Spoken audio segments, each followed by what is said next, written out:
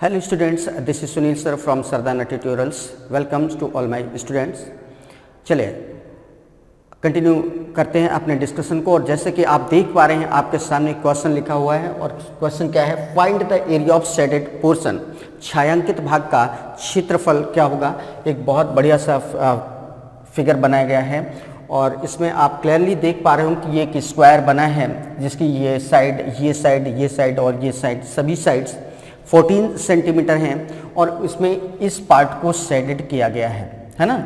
यहाँ पर ये पार्ट, यहाँ पर ये पार्ट, ये पार्ट इस तरीके से शेडेड किया गया है। तो इस शेडेड पार्ट का एरिया निकालना है।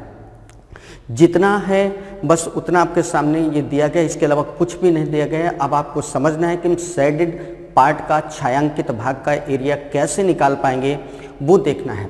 तो चलिए, जैसे कि पीछे हम लोग शेडेड एरिया के कई सारे क्वेश्चंस ऑलरेडी कर चुके हैं, तो वहाँ पर हमने एक चीज़ स्पष्ट तौर पर बच्चों आपको बताई थी कि छायांकित भाग का जब एरिया निकालने वाले क्वेश्चंस होते हैं वहाँ हमें बहुत बारीकी से ये देखना होता है कि हम छायांकित भाग का एरिया कैसे निकाल पाएंगे, क्योंकि डायरेक्ट निकालने के इनके तरीके बहुत ही कम होते हैं। आप डायरेक्टली फार्मूले का यूज कर पाएँ ऐसा बहुत ही कम होता है। पहले हमें ये समझना पड़ता है कि हम छायांकित भाग का एरिया कैसे निकाल पाएंगे। तो चलिए, कोई बहुत मुश्किल भी नहीं है ये क्वेश्चन, लेकिन अच्छा है, समझना पड़ेगा। तो एक काम करते हैं, छायांकित भाग का एरिया निकालने के पहले एक काम करते हैं कि इतना ये जो छायांकित भाग है हम इसका नाम लिख ले रहे हैं। इतने का एरिया क्या है, R1, और इतने का एरिया क्या है बच्चों, इसको हमने नाम दे दिया R2। अगर हमें ये एरिया निकालना है R1 और ये निकालना है R2, मतलब ये वाला शेडेड पोर्शन और ये वाला शेडेड पोर्शन निकालना है, तो कैसे निकालेंगे जरा ध्यान देना बच्चों। अगर हमें ये चीज़ ऐसे ये निकालनी है और इधर ये चीज़ ऐसे ये निकालनी, तो जाहिर सी बात है अगर हम ये वाला पार्ट ये ऐसे यहाँ से हटा दें और यहाँ से ये वाला पार्ट ऐसे हटा दें तो R1 और R2 दोनों एक साथ निकल आएंगे कि नहीं निकल आएंगे। मीन्स R1 और R2 जो आएगा वो क्या होगा बच्चों, फिर से समझिए। हमें ये पार्ट ऐसे और इधर ये पार्ट ऐसे, इतने का अगर एरिया निकालना है तो इतने का एरिया एक साथ निकल आएगा। वो कैसे, अगर इतना ये हाफ सर्किल इधर बन रहा है कि नहीं बन रहा है, ये हाफ सर्किल का एरिया इधर हटा दे, ये हाफ सर्किल का एरिया अगर इधर हटा दे तो यही तो बचेगा। Means area of R1 plus area of R2 equal क्या होगा, ये होगा पूरे स्क्वायर का जो एरिया है, एरिया ऑफ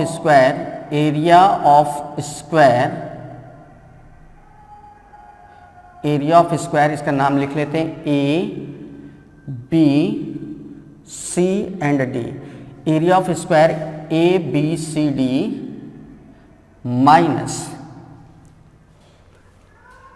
ये देखिए, ये आधा सर्किल इधर बन रहा है।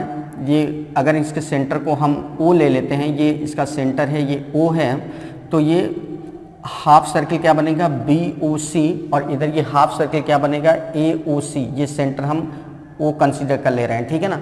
तो minus area of semi circle BOC minus area of semi circle AOC, है ना बच्चों। मतलब BOC यहाँ का ये एरिया हटा दें और ये एरिया अगर हटा दिया जाए पूरे स्क्वायर में तो इसका और इसका एरिया आ जाएगा, ठीक है ना। तो चलिए, अब एरिया ऑफ स्क्वायर ABCD का जो एरिया होगा वो बच्चों क्या होगा, ये स्क्वायर है तो स्क्वायर का एरिया क्या होता है, साइड स्क्वायर मीन्स 14 इंटू 14, यही होगा ना।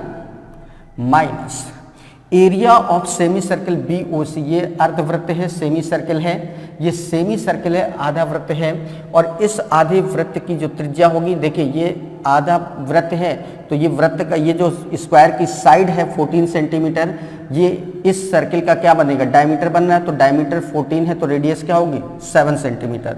Means area of semi circle जब निकालेंगे तो क्या हो जाएगा, सेमी सर्कल का एरिया क्या होता है 1/2 पाई आर स्क्वायर और रेडियस बच्चों क्या है 7, तो 7 का स्क्वायर हो गया माइनस बिल्कुल इसी तरीके से 1/2 पाई और वहाँ पर भी तो बिल्कुल वही चीज़ है, रेडियस क्या आएगी 7 तो इंटू 7 स्क्वायर है ना बच्चों, कितना हो गया 14 इंटू 14 दैट इज 196 माइनस ये हो जाएगा half pi into 49 minus half pi into 49, half ये है हाफ ये है तो टोटल कितना हो जाएगा, ये हो जाएगा बच्चों 196, हाफ और हाफ पूरा बन जाएगा भाई, हाफ पाई या हाफ ये वाला हाफ पाई ये वाला हाफ पाई पूरा पाई हो गया, या एक काम और भी कर सकते हैं, इसको हम लिख सकते हैं 2 टाइम्स 1/2 इंटू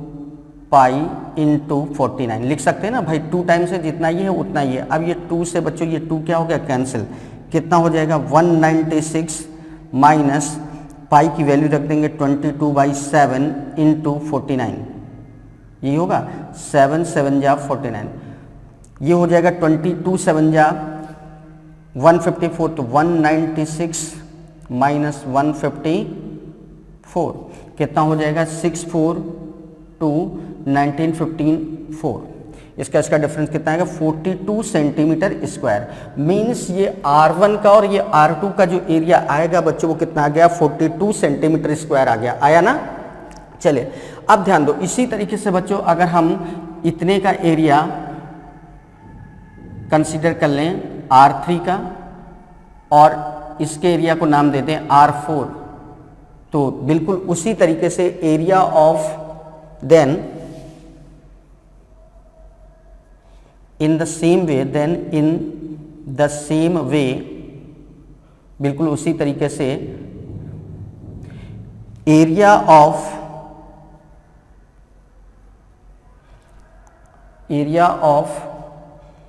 R3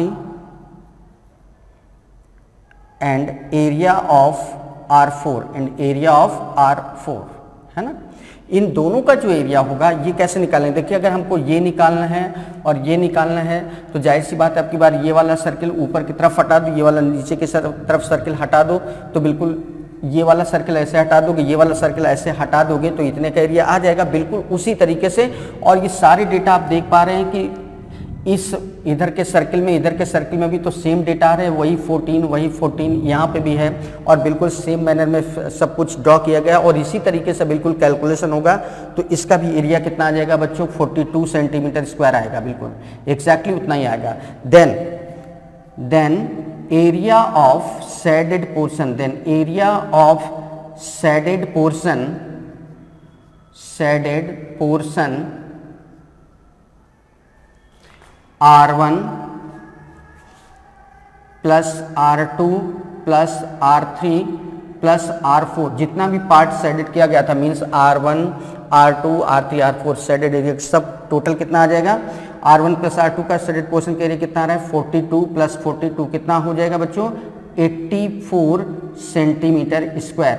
तो इस तरीके से बच्चों आपने देखा कि जो शेडेड पार्ट किया गया था इसका एरिया कितना आएगा 84 सेंटीमीटर स्क्वायर। बहुत बढ़िया क्वेश्चन था, देखने पे ऐसा लग रहा था कि बहुत कॉम्प्लिकेटेड है, लेकिन थोड़ा सा हमने इसको समझ लिया और थोड़ा सा समझ के हमने इसको सॉल्व किया तो बहुत ही आसानी से बहुत ही बेहतर तरीके से इस क्वेश्चन को हमने सॉल्व कर लिया।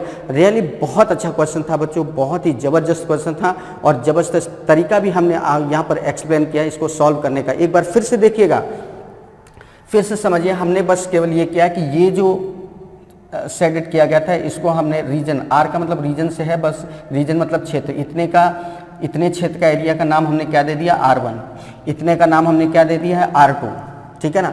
अब हमें अगर ये और ये एक साथ निकालना है तो कैसे निकालेंगे, पूरे स्क्वायर की अगर बात करें तो उसमें से ये पार्ट हटा दो और इधर ये पार्ट हटा दिया जाए तो इतना ही तो बचेगा, ये और ये। तो R1 प्लस R2 का जो एरिया होगा, area of R1 area of R2 equal क्या होगा, एरिया ऑफ स्क्वायर ABCD वर्ग का जो एरिया है उसमें ये BOC जो अर्धवृत्त हमारा बन रहा है, BOC ये अर्धवृत्त जो बन रहा है इसका एरिया ये से हटा दिया, इधर AOC का एरिया हटा दिया तो R1 और R2 आ जाएंगे।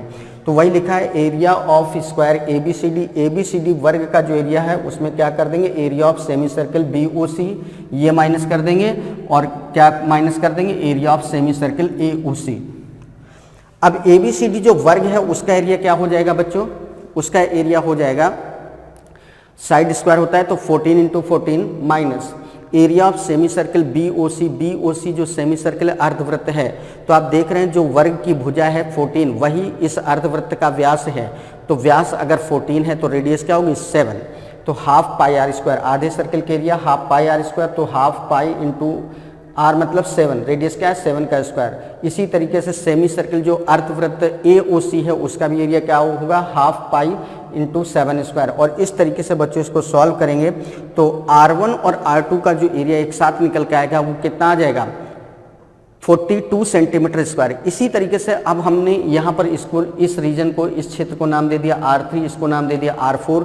तो R3 और R4 का अगर एरिया निकालना हो तो क्या करेंगे, इसका और इसका एरिया निकालना हो तो आपकी बार ये वाले सर्किल हटा दो, इस तरीके से इधर का ये सर्किल हटा दो, इधर का ये आधा सर्किल हटा दो, तो इतने का एरिया आ जाएगा।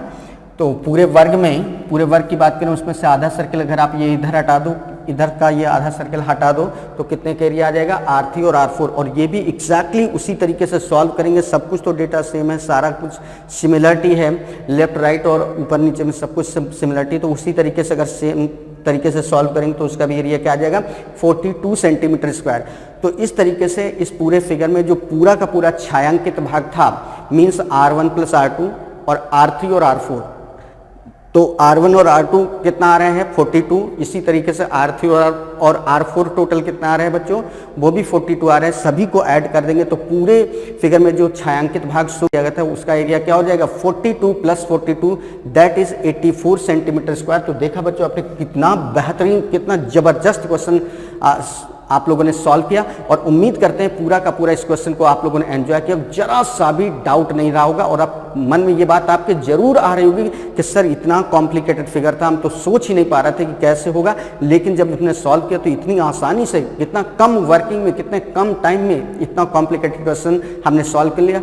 वजह उसके पीछे बस ये थी कि हमने उसको इस तरीके से सोचा, इस तरीके से उसको ट्रीट किया कि जो चीज़ें हमारे लिए करना बहुत मुश्किल प्रतीत हो रही थी, बड़ा मुश्किल सा दिख रहा था, उसको थोड़ा सा हमने पहले से समझ लिया कि अगर हम इसको ऐसे ऐसे कर लें तो इसका मतलब यही निकल के आ रहा है। तो हमें बहुत सारे कैलकुलेशन से बचत हो गई और हमने बहुत जल्दी, बहुत कम कैलकुलेशन में, कम से कम जितना कम से कम कैलकुलेशन हो सकता था उसमें हमने इस क्वेश्चन को क्या कर लिया, सॉल्व कर लिया। और चलिए अब अगर ये क्वेश्चन बहुत अच्छे से हम लोग को समझ में आ गया है तो हम लोग आगे बढ़ते हैं और देखते हैं कि अपना अगला क्वेश्चन क्या है। प्यारे बच्चों, बहुत बेहतरीन क्वेश्चन आपके सामने एक लिखा हुआ है, बहुत ही अच्छा क्वेश्चन है।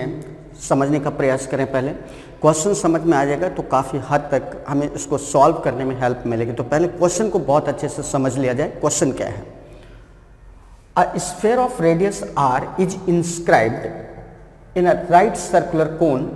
एक लंब शंकु है जिसके भीतर एक क्या बनाया गया है, स्फीयर बनाया गया है जिसकी रेडियस क्या है, r है। Whose slant height equals twice the radius of base A. और इसकी जो तिर्यक ऊंचाई है, तिरछी ऊंचाई है, इसकी जो बेस रेडियस है ए उसका क्या है, 2 गुना है। मीन्स जो शंकु के आधार की त्रिज्या है ए, स्लैंट हाइट उसका क्या है, 2 गुना है। तो कह रहा है what is the relation between R and A. तो आर और ए के बीच में संबंध क्या है, क्वेश्चन समझ में है, आर और ए के बीच में संबंध क्या है। तो चलिए देखते हैं कैसे सॉल्व होगा। सबसे पहले काम करते हैं, एक हम लोग शंकु बनाते हैं इस तरीके से। ये हम लोग का बच्चों क्या आ गया, शंकु, ये आ गया शंकु, है ना। इस शंकु के ये जो इस तरीके से है, क्लियर, इसकी जो ये पॉइंट है, ये इसकी रेडियस क्या है, ए है। इसकी रेडियस बच्चों ये क्या है, ए है। इसकी रेडियस है ए, और रेडियस अगर ए है तो इसकी स्लैंट हाइट मतलब ये जो चीज़ है ये कितनी होगी बच्चों, 2a। ये कितनी होगी, 2a। यही तो क्वेश्चन में दिया गया है कि इस शंकु की जो तिर्यक ऊंचाई है, तिरछी ऊंचाई है, वो इसके आधार की त्रिज्या मतलब a का 2 गुना है। तो आधार की त्रिज्या a है तो इसकी स्लैंट हाइट क्या होगी बच्चों, 2a होगी। इतनी बात समझ में? एक काम करते हैं, लोग नाम लिख लेते हैं इसका, a b c d। अब कह रहा है इसमें एक स्फीयर बनाया गया जिसकी रेडियस क्या है बच्चों, r है। इसकी रेडियस क्या है, r है। ठीक, तो चलिए इसमें एक सर्कल बनाते हैं हम लोग। इस तरीके से एक सर्कल बनाएंगे, ऐसे इस सर्कल कुछ इस तरीके से आएगा।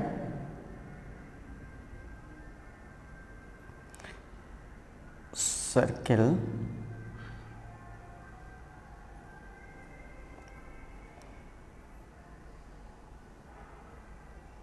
ऐसे, ये सर्कल आ गया।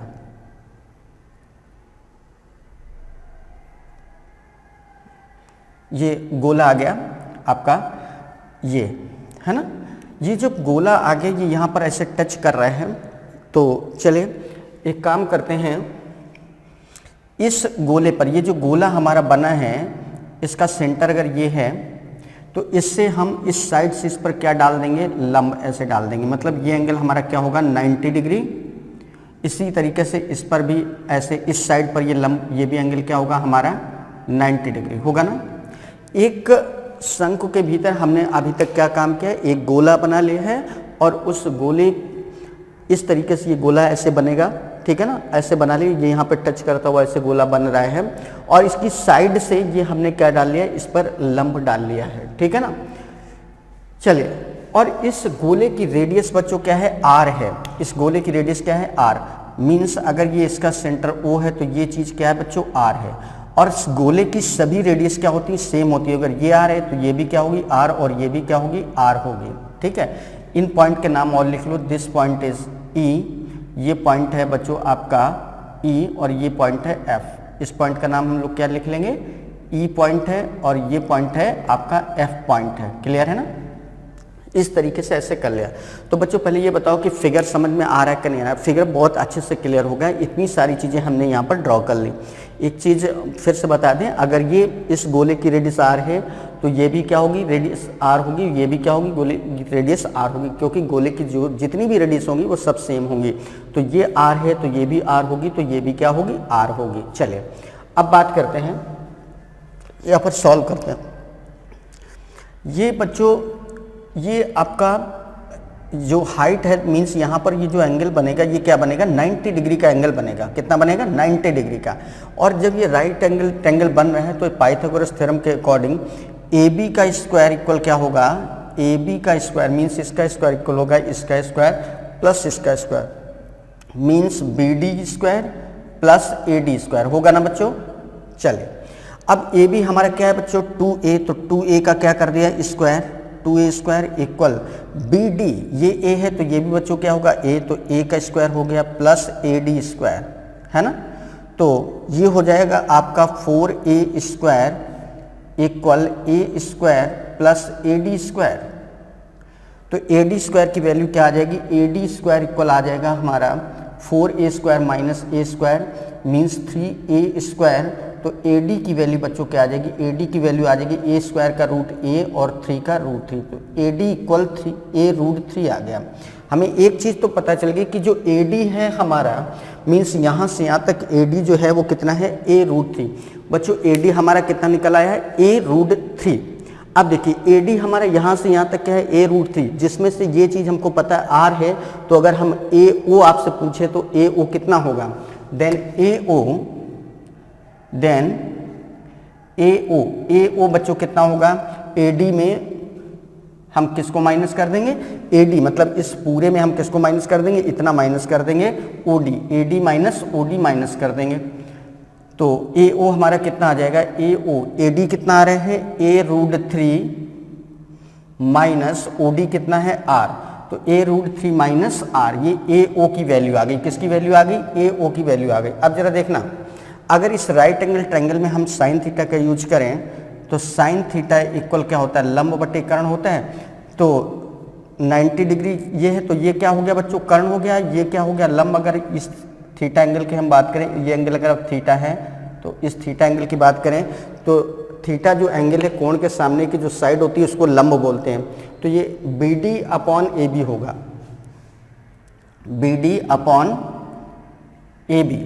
और बी डी बच्चों कितना है, बी डी है हमारा ए बी है हमारा 2a, तो a से कैंसिल कितना आ जाएगा बच्चों 1/2। और साइन में 1/2 वैल्यू किसकी होती है, साइन 30 की। मीन्स साइन थीटा इक्वल क्या हो गया, साइन 30। तो थीटा की वैल्यू क्या आ गई 30 डिग्री। मतलब हमें ये पता चल गया कि ये जो एंगल है हमारा बच्चों, ये एंगल हमारा कितना निकल के आ गया 30 डिग्री। और अगर ये एंगल 30 डिग्री तो अब ये भी तो एक राइट एंगल ट्रायंगल बन रहा है AEO। Then in right angled triangle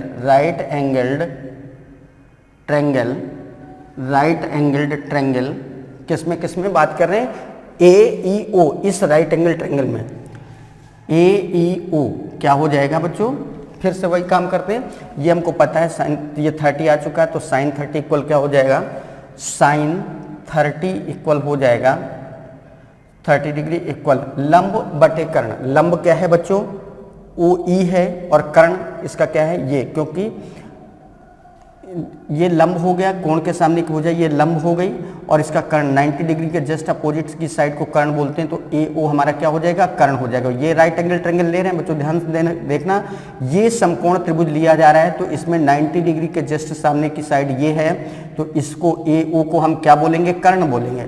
और ये थीटा जो एंगल है इसके सामने की साइड को हम क्या बोलेंगे, लंब बोलेंगे, परपेंडिकुलर बोलेंगे। तो यहाँ से लंब बटे कर्ण क्या हो जाएगा, OE अपॉन कर्ण क्या है, AO, यही होगा ना। और साइन 30 की वैल्यू क्या, 1/2 इक्वल OE हमारा कितना आ रहा है बच्चों, OER। भाई ये R है तो ये भी तो रेडियस है R, ये भी है R। और AO हमारा निकल के आ चुका है, AO हमारा कितना आ रहा है, A√3 - R। तो क्रॉस मल्टीप्लाई करेंगे बच्चों कितना हो जाएगा, A√3 - R इक्वल क्या हो जाएगा 2R। ये उधर जाएगा तो A√3 इक्वल क्या हो जाएगा 2R, माइनस का R उधर जाएगा तो प्लस का हो जाएगा इक्वल 3R। तो इससे R अपॉन A क्या हो जाएगा, R अपॉन A, इसके अपॉन में ये हो गया भाई, ये R है, ये अपॉन में इधर चला गया तो ये अपॉन में आ जाएगा, तो √3/3 हो जाएगा, है ना। तो इसको हम लिख सकते हैं √3/3 को लिख सकते हैं बच्चों √3 इंटू √3। तो एक √3 से √3 कैंसिल, तो R अपॉन A इक्वल कितना हो गया, R अपॉन A इक्वल हो गया 1/√3 आ गया। इसको हम ऐसे भी लिख सकते हैं A इक्वल R√3। और यही पूछा गया था कि R और A में रिलेशनशिप क्या है, तो बच्चों A इक्वल क्या आ रहा है, R√3। तो इस क्वेश्चन का जो एग्जैक्ट आंसर आएगा बच्चों वो क्या आ जाएगा, A इक्वल R√3 था ना। बहुत बढ़िया क्वेश्चन था, बहुत बेहतरीन क्वेश्चन था। एक बार फिर से समझने का प्रयास करेंगे बच्चों। ABC हमारा एक शंकु था जिसके आधार की त्रिज्या A थी। तो क्वेश्चन में जैसा दिया था इसकी जो तिर्यक ऊंचाई है वो इसका डबल है, ट्वाइस है, तो ये 2A हो गई। ये 2A है, ये A है। फिर हमने इसमें एक गोला बनाया हुआ था इस तरीके से जिसका केंद्र O है और इसकी रेडियस क्या है, R है। अब इस राइट एंगल ट्रायंगल में बच्चों हमने क्या किया, इस साइड का स्क्वायर क्या होगा, इसका स्क्वायर प्लस इसका स्क्वायर, AB स्क्वायर इक्वल क्या होगा, BD square plus AD square. AB की वैल्यू 2A है, उसका स्क्वायर, BD इक्वल A है तो A का स्क्वायर प्लस AD का स्क्वायर। इसको सॉल्व किया तो AD की वैल्यू क्या आ गई, A√3। मीन्स यहाँ से यहाँ तक हमें पता चल गया AD इक्वल क्या है, A√3। अगर AD A√3 है और ये AO हमको पता है, ये पता है, तो हम ये AO निकाल सकते हैं। OD हमको पता है R है, तो AO की वैल्यू मतलब यहाँ से यहाँ तक की वैल्यू क्या हो जाएगी, यहाँ से यहाँ तक की बच्चों वैल्यू क्या होगी, इस पूरे में AO में हम इतनी चीज़ घटा दें, मतलब इस पूरे में से यहाँ तक जो चीज़ है इसमें से अगर इतनी चीज़ हटा दें तो यही तो बचेगा। तो AO इक्वल क्या होगा, AD माइनस OD। तो AD हमारा क्या है, A√3, OD कितना है, R। तो AO की वैल्यू क्या आ गई, A√3 माइनस R। अब इस राइट एंगल ट्रायंगल में बच्चों अगर ये एंगल हम थीटा ले लें तो साइन थीटा इक्वल क्या होता है, लंब बटे कर्ण, कोण के सामने की भुजा को लंब मतलब परपेंडिकुलर कहते हैं और 90 डिग्री के सामने की भुजा को कर्ण कहते हैं। तो ये हमारा कर्ण बन जाएगा, ये लंब बन जाएगा। तो sine theta equal B D upon क्या हो जाएगा, ए बी। और बी डी की वैल्यू क्या है, ए बी की वैल्यू क्या है 2a, तो a से कैंसिल मतलब 1/2। और साइन में 1/2 वैल्यू किसी होती है 30 की, तो साइन थीटा इक्वल क्या हो गया, साइन 30। तो थीटा की वैल्यू बच्चों क्या आ जाएगी, 30 डिग्री। जब थीटा की वैल्यू हमें पता चल गई कि ये एंगल हमारा कितना है, 30 डिग्री है, तो अब इस राइट एंगल ट्रायंगल में समकोण त्रिभुज, इसको समकोण त्रिभुज क्यों बोल रहे हैं, क्योंकि हमने ये जो यहाँ पर टचिंग पॉइंट था इससे यहाँ पर लंब डाला हुआ था, तो ये एंगल 90 डिग्री का है। तो राइट एंगल ट्रायंगल AEO में साइन 30 इक्वल क्या हो जाएगा, इसमें लंब का काम ये करेगा और कर्ण क्या होगा, ये इस राइट एंगल ट्रायंगल में ये लंब होगा और ये चीज़ क्या होगी, कर्ण। तो साइन 30 इक्वल क्या हो गया, OE अपॉन AO। अब साइन 30 की वैल्यू क्या होती है, 1/2। OE हमको पता है R है और AO हम निकाल चुके हैं, A√3 माइनस R है। और इस तरीके से धीरे धीरे सॉल्व करते गए तो A इक्वल क्या आ गया, R√3। और यही हमसे पूछा गया था कि A और R में क्या संबंध है, तो ये क्वेश्चन का आंसर क्या होगा, A इक्वल R√3। तो ये था बच्चों क्वेश्चन, बहुत अच्छा क्वेश्चन था और आपने भी बहुत बेहतर तरीके से इस क्वेश्चन को समझा होगा। अब कहीं कोई प्रॉब्लम नहीं रही होगी। तो चलिए अब बात करते हैं अपने अगले क्वेश्चन की। ओके प्यारे बच्चों, आगे बढ़ते हैं और देखते हैं अपना अगला क्वेश्चन। ये भी बहुत बढ़िया क्वेश्चन है। The length of each side of a rhombus is equal to the length of the side of a square.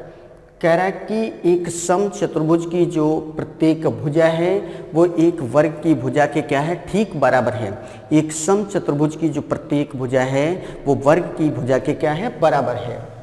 Whose diagonal is 40√2 centimetre means, और उस वर्ग का विकर्ण कितना है, 40√2 सेंटीमीटर है। वर्ग का विकर्ण कितना है, 40√2 सेंटीमीटर है। If the length of diagonals of the rhombus, फिर कह रहा है कि जो सम चतुर्भुज के विकर्ण हैं, दो विकर्ण होते हैं, तो उन विकर्णों का जो अनुपात है वो कितना है, 3:4। मतलब एक अगर 3 भाग है तो दूसरा विकर्ण क्या है, 4 भाग है। तो कह रहा है देन इट्स एरिया, तो इसका क्षेत्रफल क्या होगा। बहुत बढ़िया क्वेश्चन है, चलिए समझते हैं क्या है। देखिए ये एक बच्चों क्या है, सम चतुर्भुज। ऐसे ये क्या है, सम चतुर्भुज। सम चतुर्भुज में आप जानते हैं कि सभी भुजाएं इसकी बराबर होती हैं। इसका एक डायगोनल ये है, एक डायगोनल ये है, सही है। अगर हम इसका नाम लिख लें A B C D, है ना, तो ये विकर्णों का क्या हुआ, कटान बिंदु। और एक विकर्ण यहाँ पर बोल रहा है 3x है, मतलब ये पूरा कितना है, 3x है। तो ये बच्चों कितना होगा, यहाँ से यहाँ तक ये होगा 4x, है ना। एक विकर्ण है 3x तो दूसरा क्या होगा, 4x होगा। और दोनों विकर्ण एक दूसरे को 90 डिग्री पर कट करते हैं। ये एंगल हमेशा क्या होता है, 90 डिग्री। और दूसरी खास बात क्या होती है कि ये जो कट करते हैं ये विकर्णों का क्या होता है, मध्य बिंदु होता है, सेंटर पॉइंट, मिड पॉइंट होता है, मध्य बिंदु होता है। दोनों किसी भी सम चतुर्भुज में दोनों विकर्ण एक दूसरे को मिड पॉइंट पर कट करते हैं। और दूसरी चीज क्या होती है, दोनों विकर्णों के बीच जो एंगल बनता है वो हमेशा क्या होता है, 90 डिग्री। अब जैसे कि उसने क्वेश्चन में बोला था कि जो रोम्बस की साइड है वही स्क्वायर की साइड है, अकॉर्डिंग टू क्वेश्चन, या लिख सकते हैं गिवन क्या है, ये गिवन है साइड ऑफ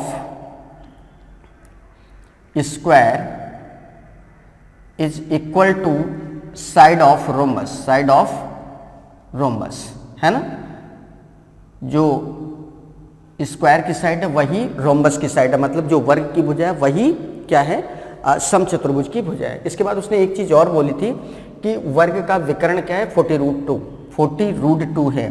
तो वर्ग का विकर्ण क्या होता है बच्चों, डायगोनल ऑफ स्क्वायर क्या होता है, डायगोनल ऑफ स्क्वायर ये क्या होता है बच्चों, ये होता है आपका साइड√2 होता है। क्या होता है, साइड√2। और डायगोनल ऑफ स्क्वायर कितना दिया है बच्चों, 40√2 दिया है। तो 40√2 इक्वल क्या हो गया, साइड√2 हुआ ना। तो √2 से √2 कैंसिल, तो साइड की वैल्यू क्या आ गई, 40। साइड की वैल्यू क्या आ गई, 40। क्लियर है। और अगर वर्ग की भुजा 40 है तो कह रहा है कि जितनी वर्ग की भुजा है उतनी समचतुर्भुज की भी भुजा है। मीन्स साइड ऑफ रोम्बस भी क्या होगा, साइड ऑफ रोम्बस सम चतुर्भुज की भी जो भुजा होगी वो बच्चों कितनी हो जाएगी, साइड ऑफ रोम्बस भी क्या होगी, 40 सेंटीमीटर। क्लियर है ना। तो ये आ गया, हमने ये पता कर लिया कि इस सम चतुर्भुज की जो प्रत्येक भुजा है वो कितनी है, 40 सेंटीमीटर। अब जरा ध्यान देना, ये विकर्णों का क्या होता है, मध्य बिंदु होता है, ये पॉइंट मिड पॉइंट होता है। तो अगर ये पूरा 4x है तो यहाँ से यहाँ तक कितना होगा 2x, और ये कितना होगा 3x/2। अगर हम इस सेंटर को नाम O दे दें, इसका नाम क्या है, सेंटर का नाम O है, तो बच्चों OD इक्वल क्या हो जाएगा, OD इक्वल हो जाएगा 3x/2।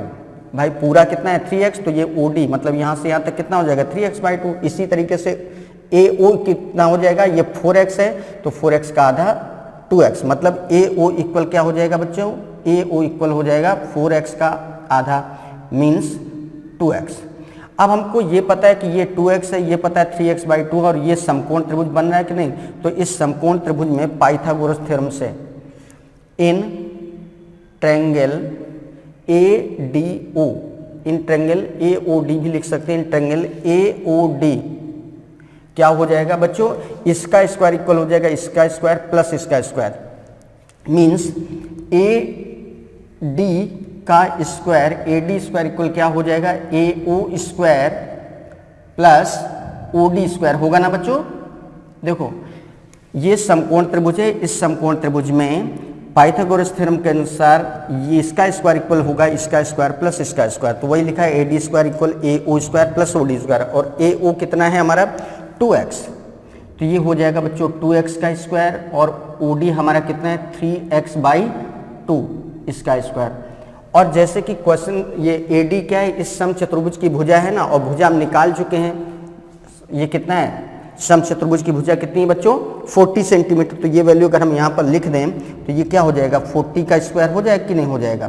तो 40 का स्क्वायर इक्वल ये आ गया। अब इसको यहाँ पर सॉल्व करेंगे तो ये क्या हो जाएगा बच्चों, 40 का स्क्वायर मीन्स 1600 इक्वल 2x का स्क्वायर करेंगे तो कितना हो जाएगा 4x स्क्वायर प्लस 3x/2 का स्क्वायर करेंगे तो ये 9x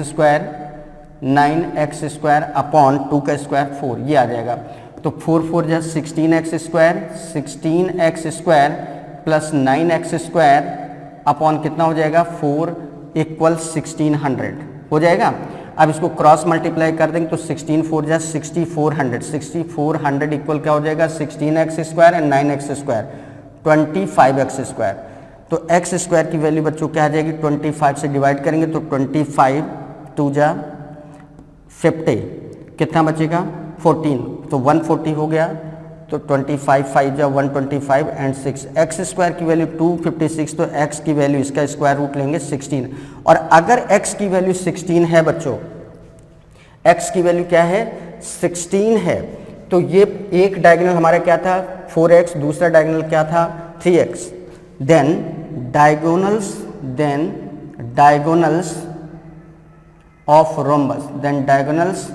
ऑफ रोम्बस क्या हो जाएंगे बच्चों, एक डायगोनल हमारा क्या है 4x, एक डायगोनल है 4x, तो ये कितना हो जाएगा 4 इंटू 16 मतलब 64 सेंटीमीटर। और दूसरा डायगोनल बच्चों हमारा कितना है 3x, तो ये हो जाएगा 3 इंटू 16 इक्वल 48 सेंटीमीटर हो गया। तो दोनों डायगोनल्स आ गए। Then area of